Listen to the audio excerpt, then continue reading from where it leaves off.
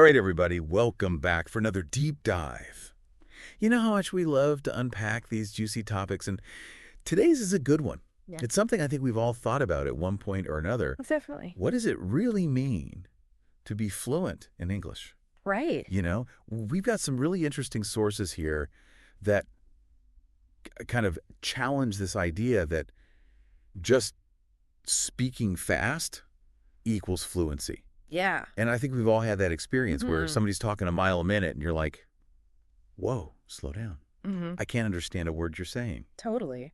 And it's funny because I feel like there's this misconception out there that the faster you speak English, Right. the more fluent you are. Yeah. And our sources are saying, hold on a second, Yeah. there's actually more Totally to it than that. Yeah. And in fact, that can actually kind of backfire. Yeah, absolutely. Yeah. So our sources talk about this. You know, they dig into some of the downsides of prioritizing speed over clarity. Yeah. Like, you know, mumbling or skipping over sounds or just kind of like rushing through sentences. Mm-hmm. And I'm curious, you know, from a linguistic perspective, what's the problem there? Like, why is that such a problem for comprehension? Well, if you think about how we process language, right, our brains are picking up on all these phonetic cues. Right. The sounds, the intonation, the pauses. And when someone is speaking too quickly, Right? or they're mumbling, or they're not enunciating clearly, we miss those cues. Yeah, And it's like trying to put together a puzzle with like half the pieces missing. totally. Our brains are working overtime to fill in those gaps, and sometimes we get it wrong. Right. And then that leads to misunderstandings where you just have to kind of stop the conversation and be like, wait, can you repeat that? Absolutely. Yeah. And I think it's interesting, too, because, you know, you could even have somebody who has, you know, perfect grammar and a really extensive vocabulary. But if they're just like makes a rapid mumbling sound, it's like you're not actually communicating effectively, which I think is a really important point that the sources bring up. Yeah. This idea of clarity, accuracy, and effective communication. Mm-hmm. So can you kind of unpack those a little bit for us? Like, what do those look like in practice?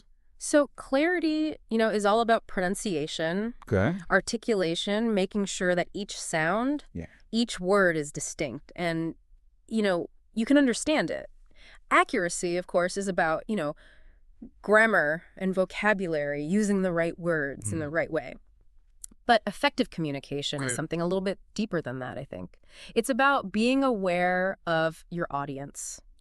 Who are you talking to? Right. What is the context? Are you speaking to a group of, experts on a certain topic? Yeah. Or are you speaking to people who are maybe new to this Right. and adjusting your speech accordingly? Absolutely. So, are you going to use a lot of jargon or are you going to use more simple language? And is your tone going to be more formal or informal? Exactly. So it's almost like a code switching in a way. It is. Like you're tailoring your communication to the specific context, Absolutely. And that's where, speed can really get in the way. right?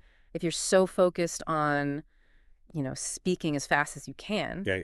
you might not be taking the time to really choose your words carefully. Yeah. Structure your sentences in a way that's easy for the listener to follow. Yeah. I love this quote from one of the sources. It says, ultimately, fluency in English lies in clear, confident, and coherent communication Right. rather than sheer speed. I love that. And I just think it's so powerful because it really shifts that focus from quantity to quality. Totally. It's about meaning. Right. It's not about how many words you can get out per minute. Yeah. It's about, are you connecting with the person you're speaking with? Are you sharing meaning? Are you getting your message across? Absolutely. And sometimes that means slowing down, Right. taking a breath, Exactly. making sure that you're enunciating clearly, Mm-hmm. and really just, using language that is appropriate for that situation. I remember a time when I was giving a presentation Yeah. to a group of people who were not, experts in the topic I was talking about. Right. And I knew that if I went too fast or if Yeah. I used a lot of technical terms, Right. they were just going to be completely lost. Yeah. So I really focused on using clear, concise language, Okay.